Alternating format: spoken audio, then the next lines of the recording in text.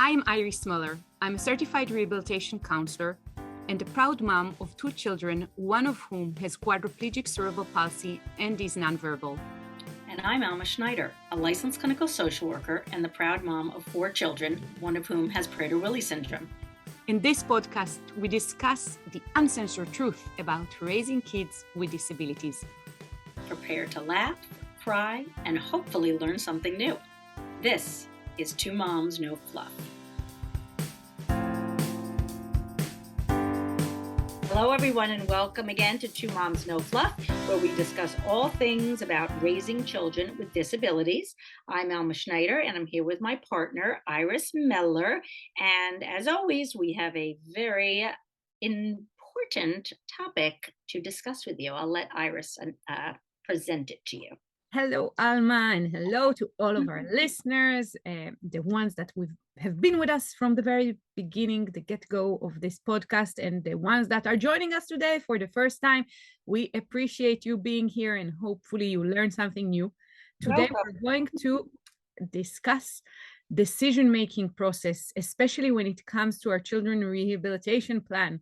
There are so many different modalities out there, and so many alternative methods of treating different elements.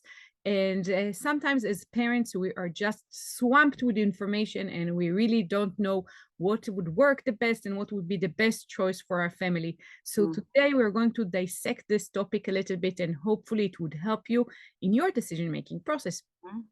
Okay, that is true. There are a lot of decisions that have to be made with parenting in general. But sometimes the decisions are more fraught. The decision-making process is more fraught with, anxiety and second guessing yourself when you have a child with additional needs, because you wonder, even more than just typical parenting, is this going to have an impact, a negative impact or positive impact on our child's present and future? Something that I think is really important to start off with is that it's not just about how it will impact your child. It's about how it will impact the entire family, the siblings, the parents' stress level. So we're going to talk about some different scenarios and how to maybe, hopefully we'll be able to help you navigate a little bit how to make a decision that you ultimately feel comfortable with, that was the right decision for your child and for your family as a whole. Would you like to start with an example? Sure. I'm a living example here, Alma. If I could go back in time and just slap my old self in the face to just get things straight here with the person I used to be at the very beginning of this journey. Basically, I'll talk a little bit about the concept of early intervention now. There is such a big fuss in the disability industry and general education field about the first 5 years and that window of opportunity that would close and never reopen again, etc., etc. The amount of pressure that is put on the parents to fix the problem being the child or the disability within those 5 years is incredible. And I am the first living example that you people can meet today that fell into that trap, and the crazy, crazy things that we have done as a family. I can write a book about that. We basically didn't save any resources, time, effort, money at the first few years of my daughter's life. If we could reverse the verdict and create a better future for her. And the better future could have been any little progress if she could maybe use a pincher grasp, if she could talk, if she could sit, if she could stand. There were so many things that if she could only roll in bed on her own, little things, we just wanted a little progress. And we went to the extreme length of investment in order to achieve that. And obviously, as we all know, nothing substantial has happened through all of those therapies. The things that really did work were the intimate things that we did at home privately when we were kind of in the intimacy of our triangle, mother, father, daughter, etc. And I wish I could go back in time and tell myself, stop, like just stop, just enjoy the first few years with your baby, enjoy her, just being a parent, enjoy holding, hugging, spending time, going on walks. The rest doesn't really matter. And if someone is listening to us today and they are at the beginning of this journey, my recommendation is less is more. That's my first statement to open the discussion today. Yeah, it's so, easier said than done. It's there's so much pressure, as you said, to do, you hear other parents like, "Oh, I did this, and this." And then a lot of parents feel like, "Oh, I'm not doing any of that. Am I a lousy parent?" I was definitely in that boat where, with Prader-Willi syndrome, I was on a listserv, and all these parents were talking about, have you tried CoQ10 and all this? And of course we fell into it, and we went out and we bought this thing and these vitamins, and the speech. We were in early intervention, but a lot of people continued on doing all these out of, these programs outside of the school once he got old enough. And just because of the mere fact that I had three other kids, I basically said, I can't do all of, I can't, it would be damaging all of my other kids. And I would be so stressed out if I drove him after school to these other appointments when he's already getting it in school. But a lot of people did that, and they were able to, and they felt good about doing it. For me personally, I thought, okay, I had to look at the other side of it. Instead of going to these extra appointments that, who knows, they might have helped, they might not have, probably wouldn't have, to be honest, once a week for 45 minutes, who's to say? But I opted to think about the fact that my son was going to get socialization at home, being with his siblings, and his interactions with them were going to be more uh, helpful and beneficial to him than all of us having to get in the car, because it would have been all of us getting in the car to take him to an appointment, and my other kids were not going to be happy about that, and I was going to be stressed, and we'd have to do it quickly, and we might be late, and then I had that stressor.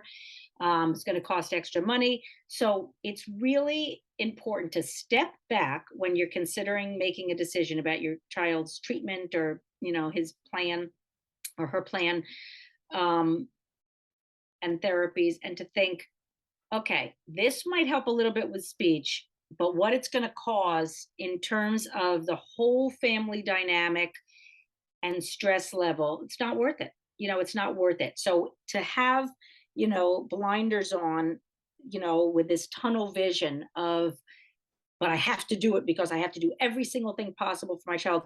It might not, when you don't look outside the box, it might not, it actually might not be, it's not a cop out or a, being lazy. It really could be more beneficial to take the road less traveled, and something important to think about. Yes, this is very important.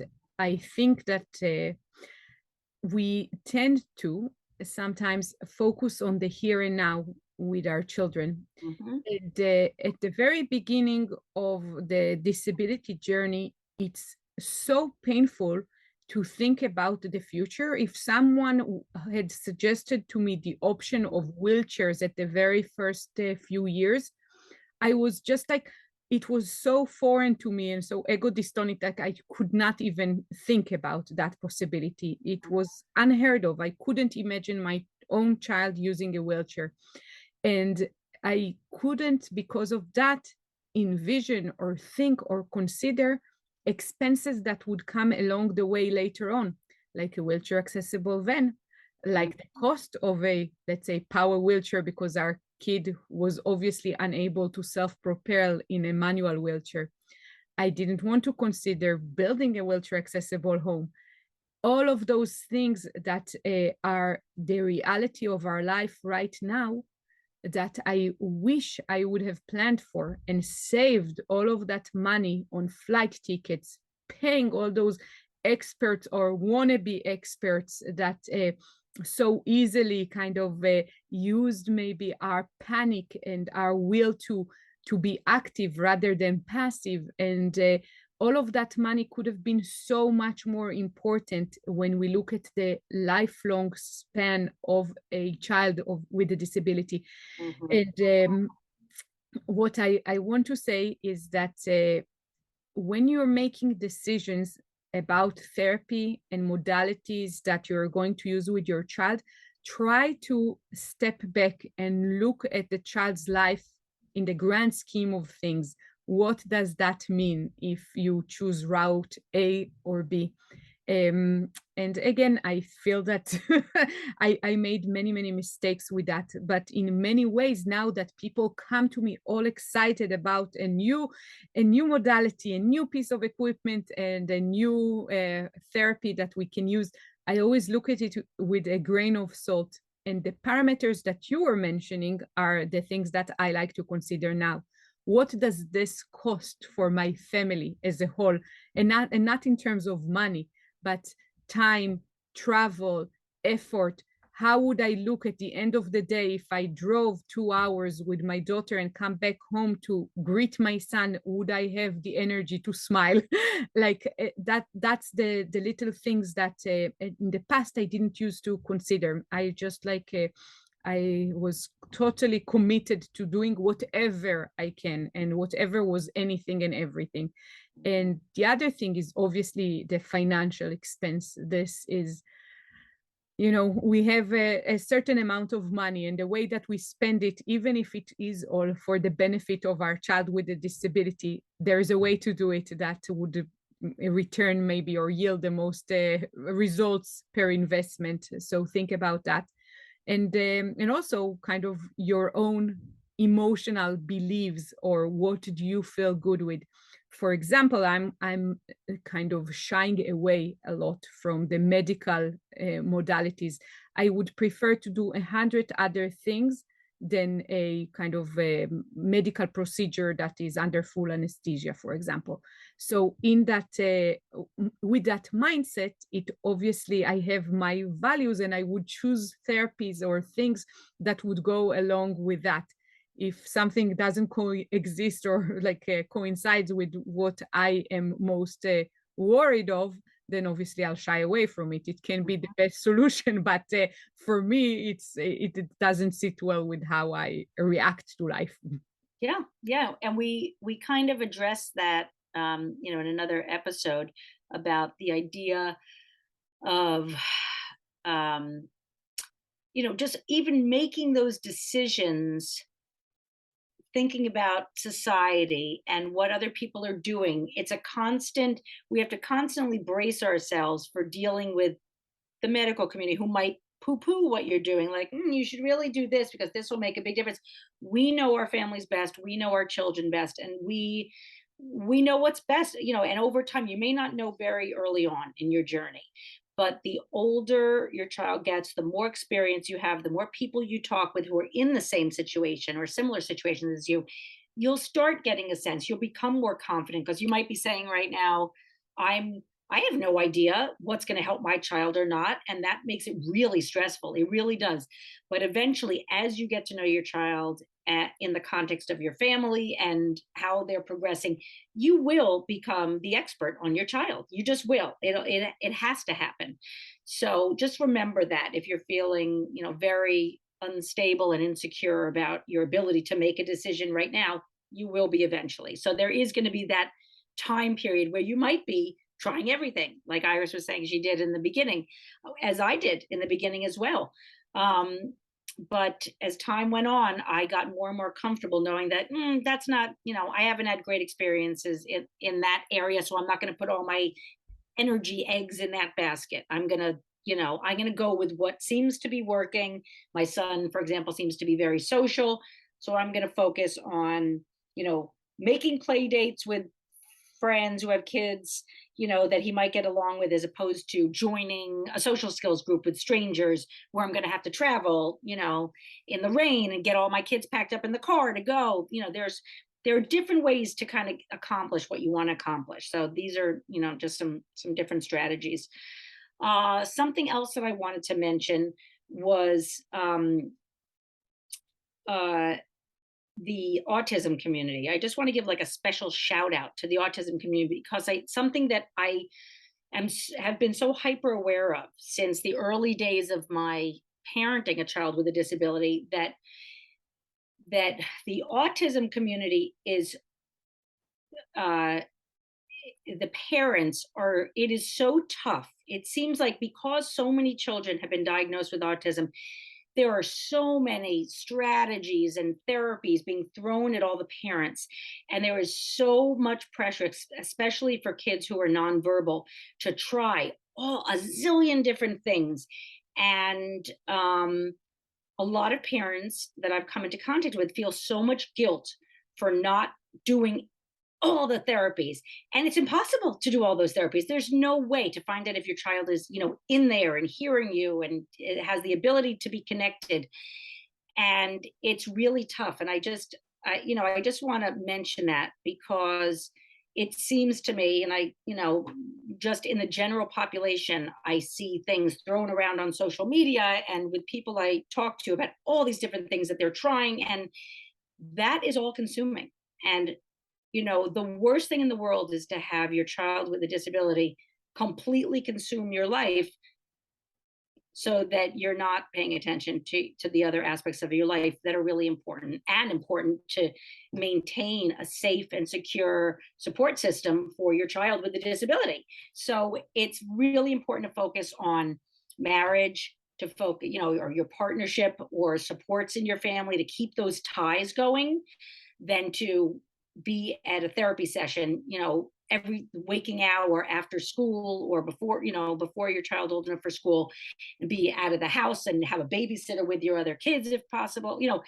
You want to be able to have a balance. Even with a child with a disability, it is possible to have a more balanced life. Maybe not as balanced as you'd like it to be, but somewhat balanced. That can be something that you aspire to. It doesn't, if you find yourself blocking the hours that you're spending on therapies and things that might work, you might want to take a step back and say, okay, there is just so much I can do. I need to do less of this and more of this to make sure that everybody's needs are being addressed, including, and most importantly, your own needs, so that you have the stamina. Because again, this is a marathon, not a race, and we need to be able to maintain our sanity and our energy to continue on taking care of our kids' most basic needs and our own basic needs. Yeah, I want to follow on those points with some practical kind of guidelines that I painfully gained on my own by making mistakes, people. So I'll share my knowledge now, hard-earned knowledge. So one of the things that I want to encourage people to do when they are seeking a new modality or therapy method with their child, to make sure that the practitioner, not the method in general, the specific practitioner that you're going to see, that they have experience with the disability that your child is having, or as closely related to your child's disability. So let's say if your person is an expert and works with lots of children who are using wheelchairs, but 90% of them have spina bifida and your child has cerebral palsy, do not go. Do not go, because it's very, very different. The other recommendation that I have is that if the practitioner does not have an experience with that specific disability and is willing to take you pro bono or for free, do not go either. Even though you're trying to do good for your child, and this is something that is free, and it's so hard to find something that is affordable or doesn't cost any money. Let me tell you, people, if that person needs to learn on your child, they should be paying you, not the other way around. Your time, effort, and the privilege of even touching or manipulating your child in one way or another is something that is very valuable, and you don't want to kind of subject your child to be a guinea pig for someone just because you're desperate for help.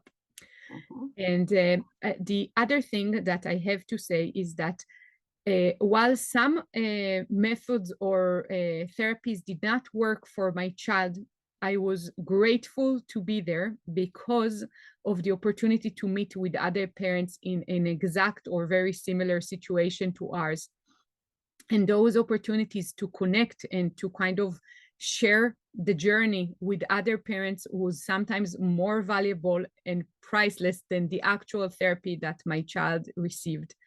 And in that sense, if you have the opportunity to choose something that you are going through solo, or to choose something that you can go through with other parents and other children, choose the route that would break the isolation barrier for you.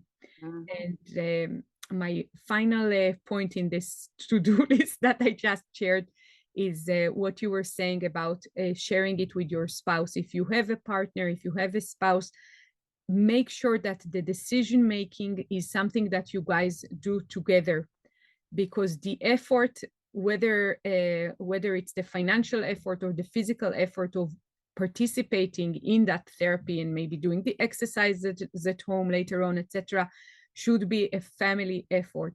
And especially for the first couple of meetings with a new practitioner, doctor, therapist, whatever it is, it's really valuable to have a second pair of eyes and ears in the room, so you don't miss on something because you are so kind of entangled in emotions when it comes to your child.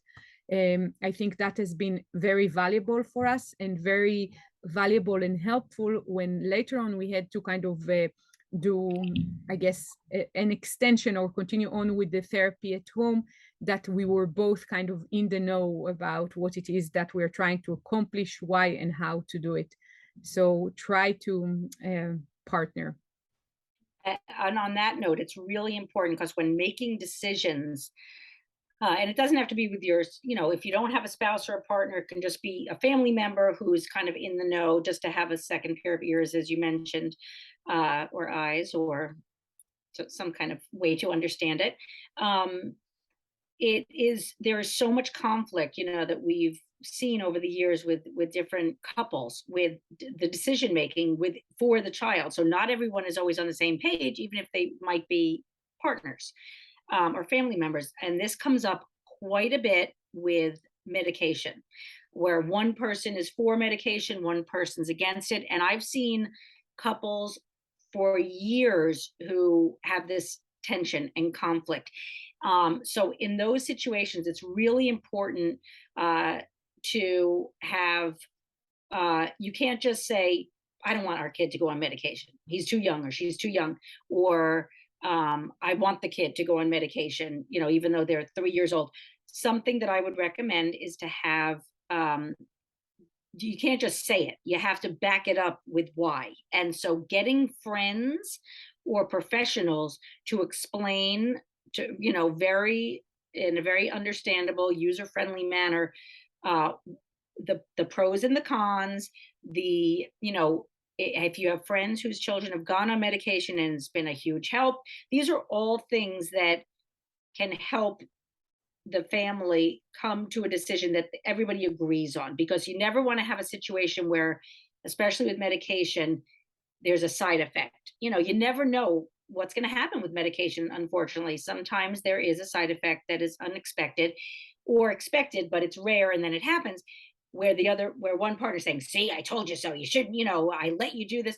Everybody's going to come together and be on the same page when a decision is made, as much as possible. It's not always, it's not always going to be perfect, but as much as possible, it's important to do that, to get the information so that you can both have the knowledge to decide. Something else that I wanted to mention is about, um, you know, for people who have older children, this idea of college, and how, making this decision, you might, I'm just thinking about someone in our community who one would not have expected to go to college. And the parents spent an astronomical amount of money on sending the kid to college when it was more of a, oh, well, the kid wants to do what everybody else is doing. And that's important. That's a whole lot of money to spend on college for someone who is not necessarily going to be able to use that experience for future uh, success. So I've been very concerned about it because I do not think that my son should go to college because I don't think that that will be a benefit to him.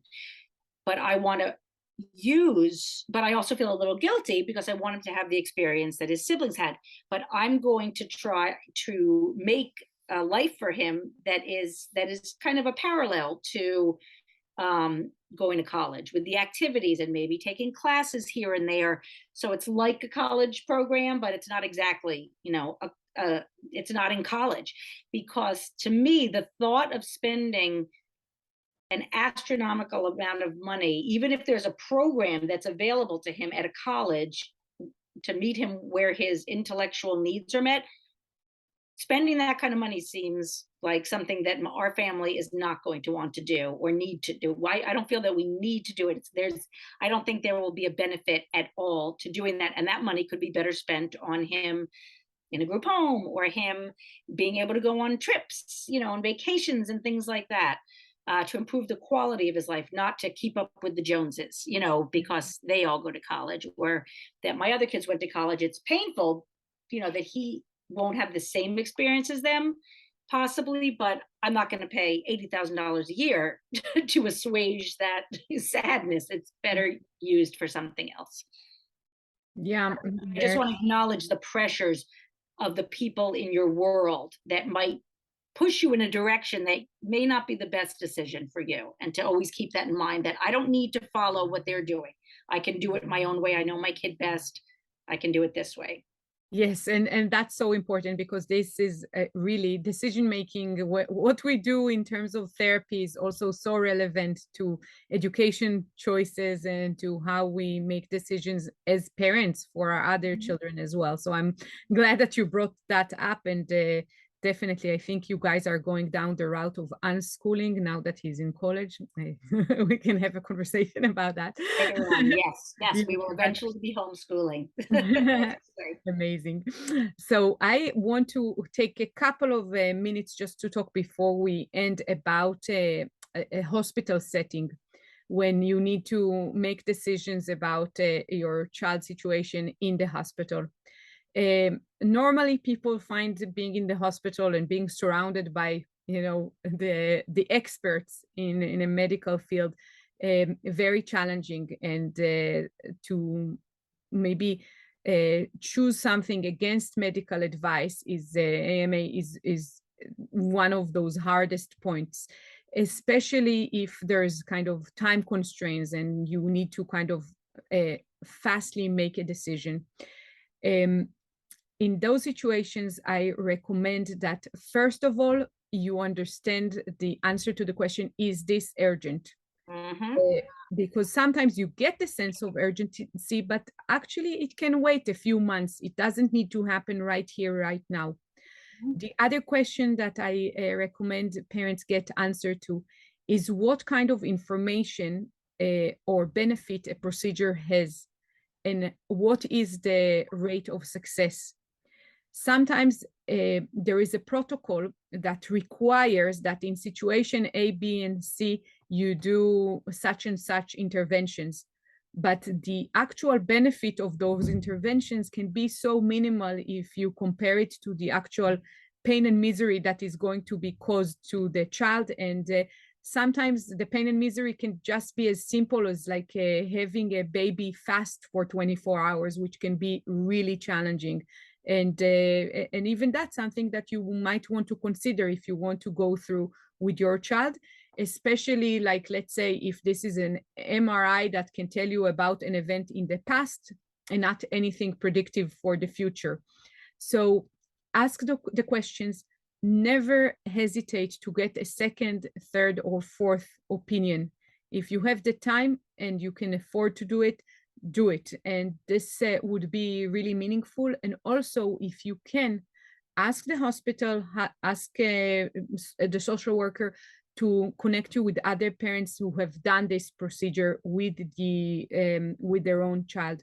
Sometimes there is a tendency to undermine the recovery process and say, oh, it takes 2 or 3 weeks and they will be fine afterwards, but you don't get the full description and parents are surprised that their maybe child's body is completely in cast and they now need to do X and Y for even using the bathroom. The amount of pain that is involved in the recovery process. Make sure that you make decisions when you have as much information as you can possibly gather when you have the opportunity. In some cases, I know you're in the hospital, this is an emergency, you don't have a way, and you have to maybe trust in the medical staff and hope for the best and just kind of go with the flow of the process. But when you do have the choice, please do as much research as you can, and know that you can refuse procedures even if they are recommended by a medical professional. Yes, absolutely. It's the cost benefit analysis of everything. Exactly. That's really the crux of this episode. It's the cost benefit analysis, but it can get complicated figuring out what the cost and benefit are. Especially under pressure. Yeah, it's not a simple process. Two more things I want to note before we end. And one is, just because you decide, for example, that it's going to be too taxing for your child or for your family or for your wallet to take your child to occupational therapy outside of the house. Another option that's in between, it doesn't have to be all or nothing. I, for example, got we have a local college near us, and I have the special ed department. I am sort of on a master list of for the students who need to do work. So I know that Iris was saying we don't want our kids to be guinea pigs for things that are not going to harm them, for example, like hanging out with them, working on goals, for example. I have had numerous students come to my house, and the key sentence there is come to my house. I don't have to go anywhere. They come to my house. They keep my kid occupied for like 2 hours. I don't pay a dime, and I can cook dinner in peace. So I've done this many times where they come and they either interview my son for a project.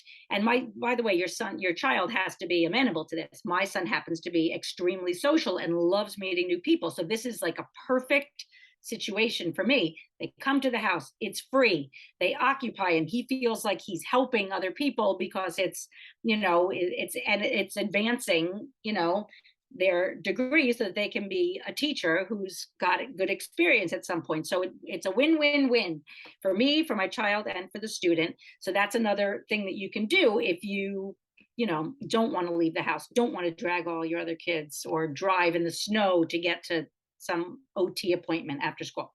So that's one thing. And then secondly, I want to talk just very briefly about the